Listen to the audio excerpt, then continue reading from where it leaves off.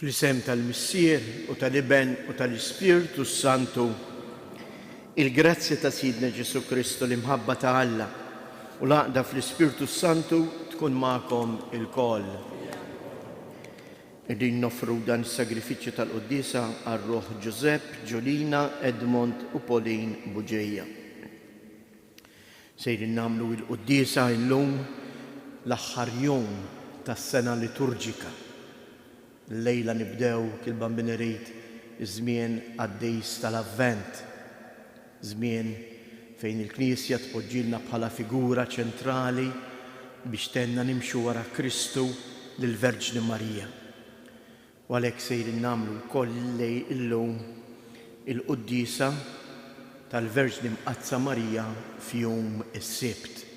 Għaliex il-jum tas-Sibt huwa l-jum li jħejjina għall-laqgħa tagħna ma' Kristu, il-jum tal-mulej. Jew nitolbu hekk il-Omna Marija biex tassew tkun li tħejjina, turina lil Kristu preżenti fil-ħajja tagħna. Fil-waqt li narfu n-nuqqasijiet tagħna ejja ħuti nitolbu maħfra għal ħtijietna.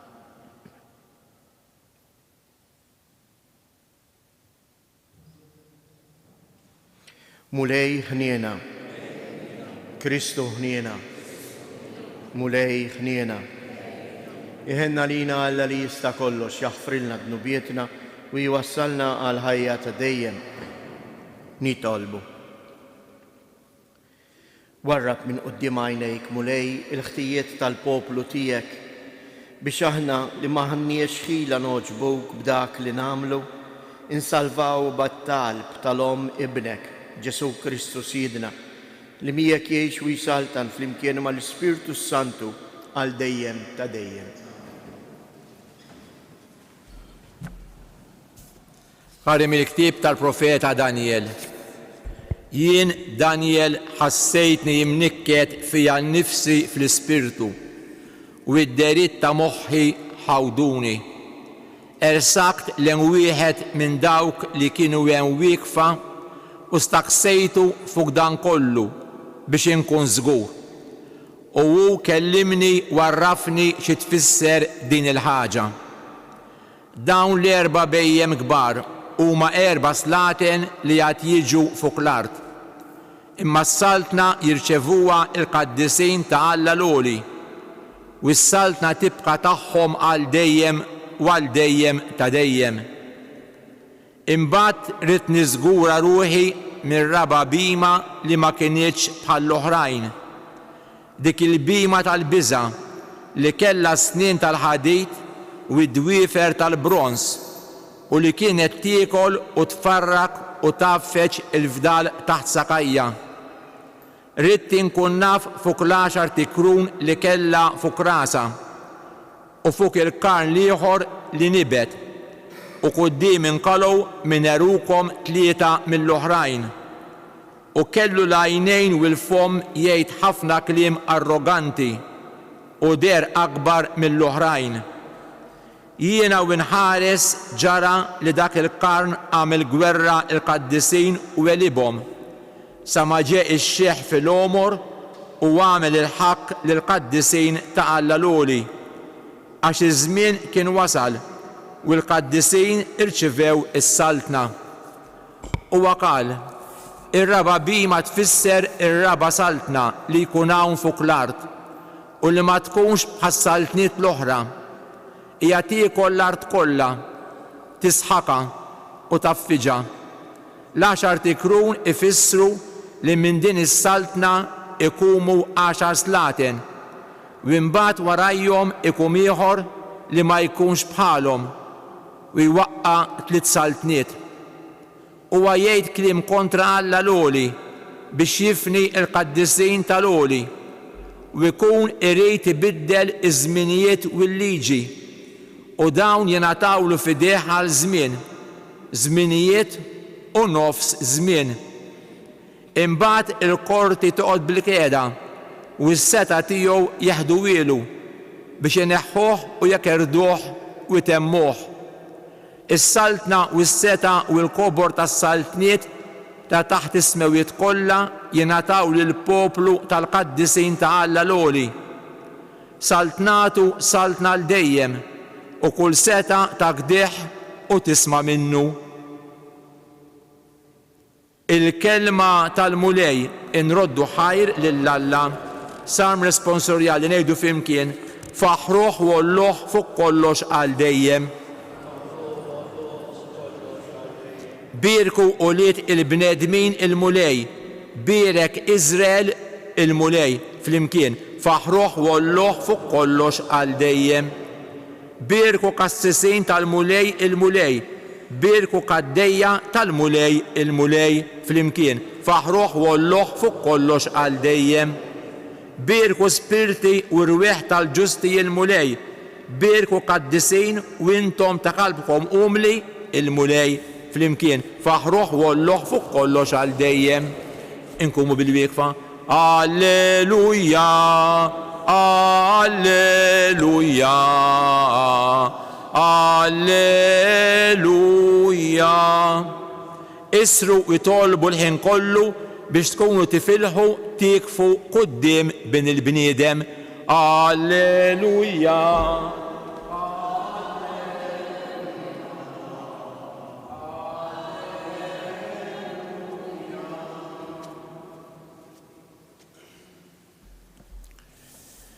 Il-mulej ma'kom.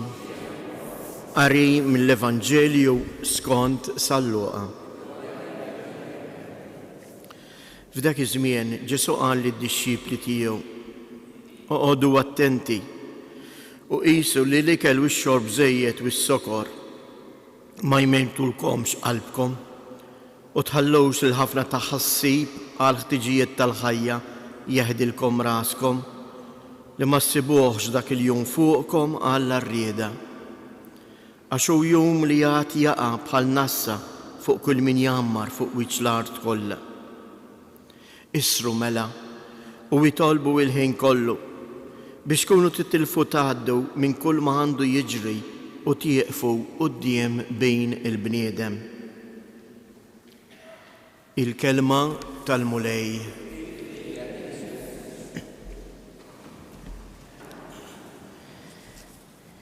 Interessanti jeżies kif is-sena liturġika tiftaħ u tagħlaq jew aħjar tagħlaq u tiftaħ bl-istess stedina.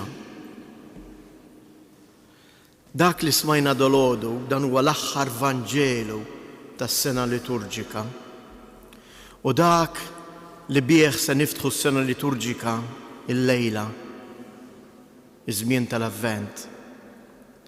Il-mulej Ġesu jagħtina parir wieħed. Isru. Isru. Xi tfisser tisar? Tisar ifisser ma torqodx, tintelaqx, oqgħod attent. Din kienet ħafna is-sara. Illum ftejt għadhom jagħmlu is-sara min ikun jaħdem bil-lejl fl-isptarijiet tagħna. Imma fi żmien Ġesu is-sara kienu jagħmluha ta' spiss u kuljum. Pereżempju ir-rajja. Għax waqt li qegħdin bil-merħliet tagħhom, ġeneralment il-lupu kien jattakka l-merħla tagħhom bil-lejl. U allura kienu jitqasmu biex matul il-lejl ikun hemm dejjem xi ħadd li jisar attent biex l-għadu ma jiġix u jisraqlek il-merħla. Hawnhekk Ġesu fil-Vanġelu tal-lum qalilna f'min xiex għandna noqogħdu attenti u nisru. Isru u qisu. Isemmi dawn l-affarijiet li huma affarijiet mondana. Attenti mill-ikel u x-xorb żejjed u s-sokor. Għax dan mhux biss jagħmlu ħsara anke lill-ġisem tagħna, imma jeqret il-qalb tagħna, il-fiduċja f'qalbna, il-ferħ ta' qalbna. u jagħtina parir ieħor. U tħallux, toqgħodux taħsbu biżżejjed u tkissru raskom fuq il-ħtiġijiet tal-ħajja bla bżonn. Kemm ninkwetaw fuq affarijiet li minnhom nistgħu anke ngħaddu. Bieraħ kien hemm xi ħadd tella qisu hekk ta' riklam qal it-tfal tagħkom meta jibda jikbej għax m'għandux il-mobile jew m'għandux irid xi ħaġa, għallhom uruh ritratt ta' dawn it-tfal tal-Palestina, dawn it-tfal tal-Ukrenja li m'għandhomx x'jieklu u jibku mhux għax m'għandhomx biex jilagħbu, imma għax m'għandhomx biex jgħixu.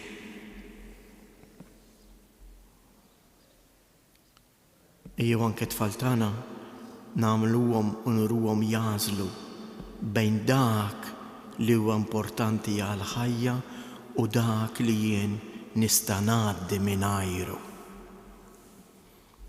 Għax iż-żejjed itaqlilna ħajjitna. Jew hekk nitolbuh il-Mulej filwaqt li nirringrazzjawh tal-li wera ruħu lilna matul din is-sena. Jew nitolbuh jagħtina l-Ispirtu tiegħu ħalli jżommna b'għajnejna miftuħin biex nittebħu bil-preżenza tiegħu li ġej biex jiltaqa' magħna fis-sena liturġika l-ġdida.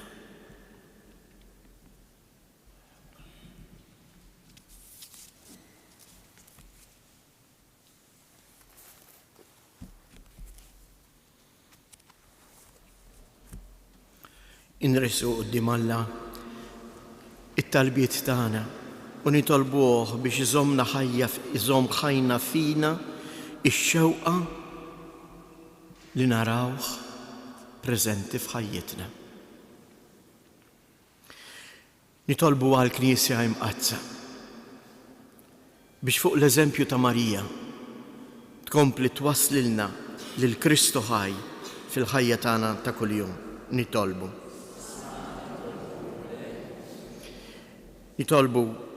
biex aħna wkoll bħal Marija narfu u nsibu ħin siewi fil-ħajja tagħna ta' kuljum li fih nidħlu fid-dialogu ma' Alla il-Għarus maħbub tagħna. Nitolbu għas-setanin tal-art biex huma jarfu li kull bniedem u maħluq ġbija ta' Alla u maħluq biex jgħix fis-sliem u hekk jieqfu mill-gwerer u l-ġlied.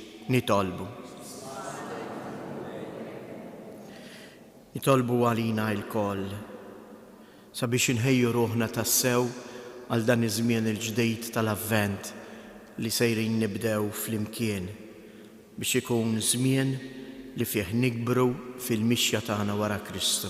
Nitolbuk Mulej biex minn dan is-santwarju għażiż ta' Ommok Marija tkompli tbierek u tqaddes il-familji tagħna. Għamel li f'kull familja ikun preżenti Kristu bħalma kien fil-familja ta' Nażaret. Nitolbu. Fiskiet inresqu it-talbiet tagħna.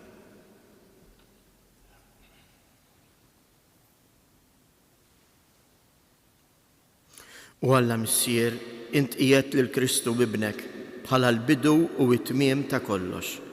Għamel li l-ħidma kollha tagħna tibda u tintemm fih. Int li tgħix wis-saltan għal dejjem ta' dejjem.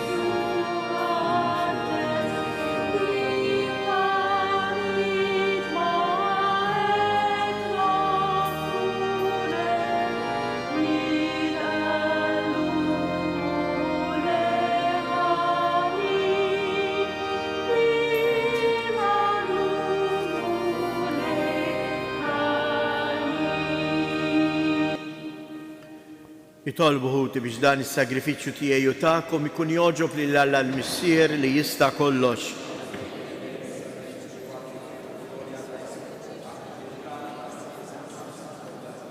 Nitolbuk mulej li jkollna l-għajnuna ta' ibnek il-waħdini magħmul bniedem biex hu li twilet minn verġni bla ma naqqas iżda qaddes iġbubija ta' ommu inaddafna minn ħtijietna u jagħmel li l-offerta tagħna tkun toġbok u li jgħix u jsaltan għal dejjem ta' dejjem. Il-mulej magħkom. Nerfgħu lubna il-fuq. Niżżu ħajr lill-mulej Alla tagħna. Sewwa u xieraq tas-sew Missier Qaddis, tajjeb u taġid tas-salvazzjoni tagħna li dejjem u kullimkien inroddulek ħajr bibnek Ġesu Kristu, il-verb tiegħek li bih għamilt kollox li inti battulna bħala Salvaturu feddej magħmul bniedem mill-Ispiritu Santu u imwielet minn Marija Verġni. U għatem ir-rieda tiegħek u kiseb għalik poplu qaddis u fil-passjoni tiegħu fetaħ ħdejh fuq is-salib biex iħollna mill-irbit tal-mewt u jurina il-qawmien għal ħajja. Għalhekk flimkien mal-anġli u l-qaddisin kollha inxandru l-glorja tiegħek u bleħen wieħed intennu Qaddejs. Mulej Alla tal-eżerċiti, ismewwitu l-art mimlija bil-glorja tiegħek u sanna fl-ola ta' smewiet, imbirek minn ġej fisem il-mulej u sanna fil-oli ta' smewiet. Qaddis ta' sewint mulej inti lajn ta' kull qdusija. Qaddes għalhekk nitolbuk dawn l-offerti bil-barka tal-Ispirtu tiegħek biex isiru għalina l-ġisem u d-dem ta' Siedina Ġesu Kristu. Li meta kien sinata biex mir-rajħ ibati ħajl ħobs radd il-ħajr qasam dan id-dixxipli tiegħu u qal: ħudu u kulu il-kol minn dan għax dan huwa ġismi li jingħata għalikom.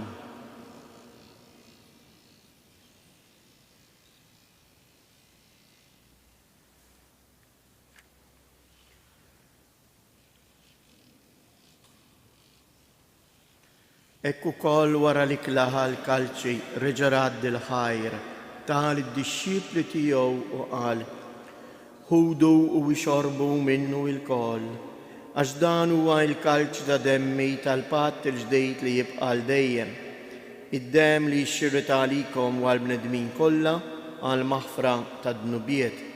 Għamlu dan tifkira tiegħek.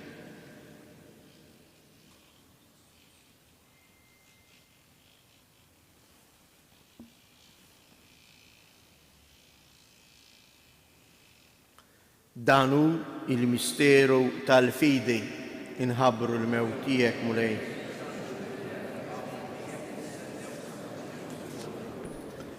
Għalhekk aħna nagħmlu dan tifkira tal-mewt u l-qawmien ta' Sidna Ġesu Kristu, nofrulek mulej il-ħobs tal-ħajja u l-kalċi tas-salvazzjoni u nroddulek ħajr għaliex għoġbok tilqana hawn quddiemek biex naqduk. Miċ-ċokontana nitolbu l-Ispiritu Santu jaqqadna f'ġisem wieħed lilna nieħdu sehem il-ġisem u d-dem ta' Kristu. Ftakar mulej, fil-Knisja tiegħek imxerda mad-dinja kollha u ttaqaf l-imħabba flimkien mal-Papa Franġisku, mal-Isqof tagħna Anton, l-isqfijiet u l-ministri tiegħek kollha. Ftakar ukoll fħutna li raqdu bit-tama tal-qawmien, ftakar fil-mejtin kollha. Daħħalhom quddiemek fid-dawl tas-sebħ tiegħek. Ħenna lina l-koll nitolbuk, għati lilna wkoll il-wirt tal-ħajja ta' dejjem flimkien mal-Verġni mqazzhom Malla Marija, mar-raġel tagħha San Ġusepp, l-Apostli u l-Qaddisin kollha li jgħixu fil-ħbiberija tiegħek sa mill-bidu tad-dinja. Għamel li magħhom infaħruk u nsebħuk b'Ġesu Kristu ibnek. Bi Kristu, ma' Kristu u fi Kristu. Jingħata lilek Alla Missier li tista' kollox flimkien mal-Ispiritu Santu kull ġieħ u glorja għal dejjem ta' dejjem. Jew nitolbu kif għallimna u ridna nagħmlu li bent Alla għas-salvazzjoni tagħna. missierna li inti fis-smawiet, jitqaddes ismek, tiġi saltnatek, ikun li tritient kif is-sema hekk fl-art. Ħobżna ta' kuljum għatina illum, aħfrilna dnubietna, bħalma naħfru lil min hu ħati għalina, u la ddaħħalniex fit-tiġrib iżda eħlisna mid-deni. Eħlisna nitolbuk mulej minn kull deni, għatina fit-tieba u l-ħnina tiegħek il-paċi fi żmienna, biex inkunu ħielsa dejjem mid-dnub u imħarsa minn kull inkwiet, aħna u nistennew nittamaw ilejna u l-miġja tas-Salvatur tagħna Ġesu Kristu. Mulej Ġesu Kristu, li jett lill-apostli tiegħek inħallilkom isliem, natikom isliem tiegħi, la tħarjex lejn dunubietna, iżda ħares lejn il-fidi tal-Knisja tiegħek. Għatija isliem u laqda li jien trid fija, jien li tgħix wis-salta għal dejjem ta' dejjem. Il-paċi tal-mulej tkun dejjem magħkom. Għatu l-paċi lil xulxin.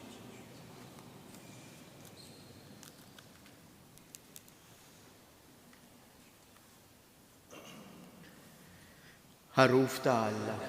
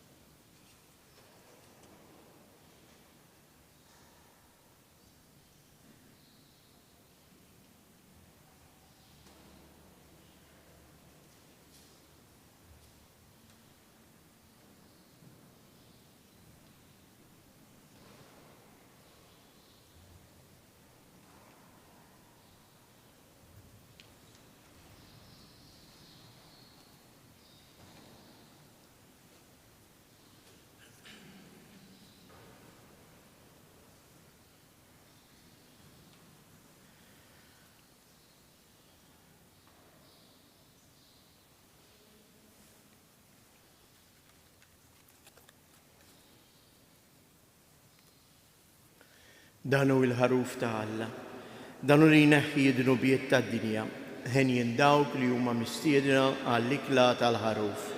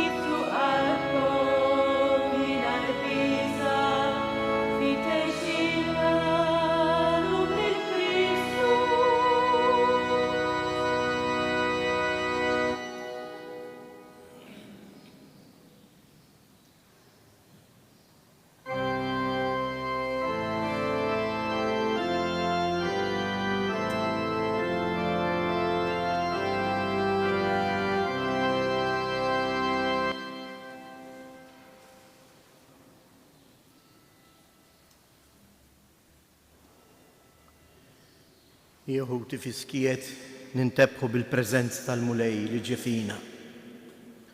Jew aħna wkoll fuq l-eżempju ta' Omna Marija ninsġu l-innu personali ta' tifħir għal dak kollu li huwa għamel magħna.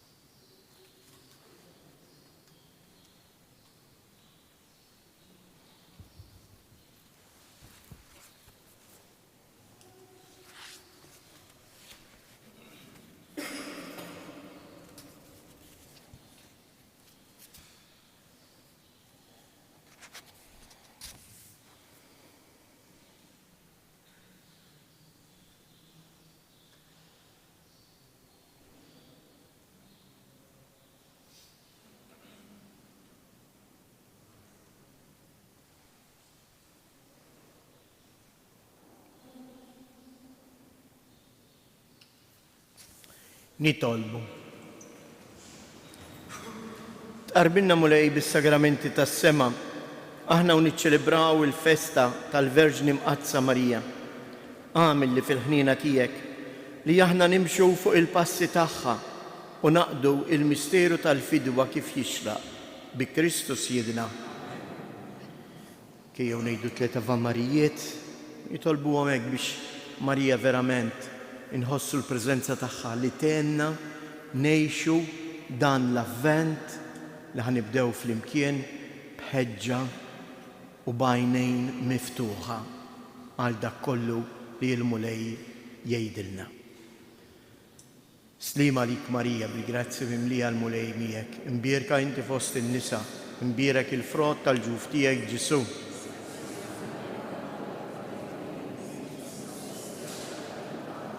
Slima lik Marija bil-grazzi mimlija l-mulej miegħek, imbierka inti fost in-nisa, imbierek il-frott tal-ġuf tiegħek Ġesu.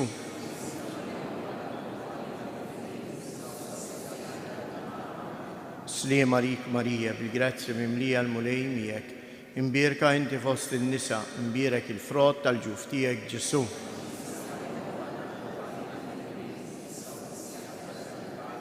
Madonna ta' Pinu, sultana tal-familja, il-mulej ma'kom, iberikom Alla li jista' kollox, il-Missier, l-Iben u l-Ispirtu Santu. Morru u għejxu fil-paċi ta' Kristu.